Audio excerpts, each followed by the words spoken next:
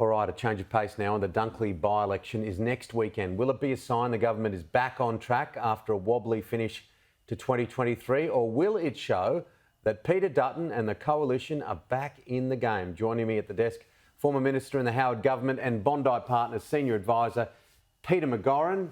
How are you, Pete? Excellent, thanks, Tim. What do you think? The Peter McGauran crystal ball on the Dunkley by-election?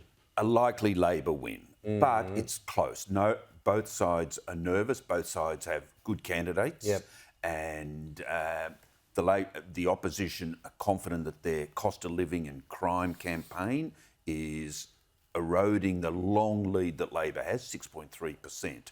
So I think Labor will win it as of today, but they're not banking it. The wages growth this week was good news for them.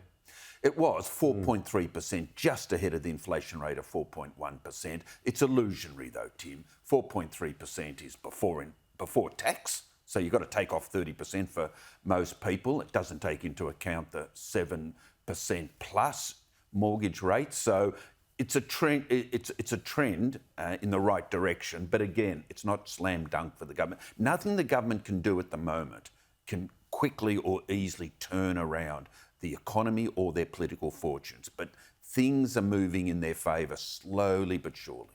Doing a little bit better than the former boss of Woolworths at the moment after that interview earlier in the week. But yes, and he's walking out with only $24.5 million, so my heart goes out. How's he going to get by?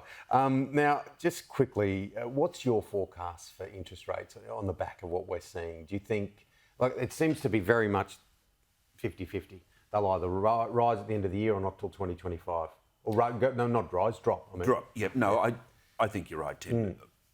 People are generally aligned on the belief that they will begin to be cut towards the end of the year. If it's September, we'd be lucky. I noticed the head of the Commonwealth Bank came out during the week and called for an interest rate cut towards the end of the year. So there's still going to be tough going and pain, but there is a light on the horizon, but it's a pretty distant horizon. Yeah, a lot of that pain has just built up over time, hasn't it? Now, the boatload of asylum seekers' arrival on Australian mainland, has the coalition been able to show a vulnerability here for the government, or is the PM showing that Peter Dutton's language is damaging and a pull factor itself for people smugglers?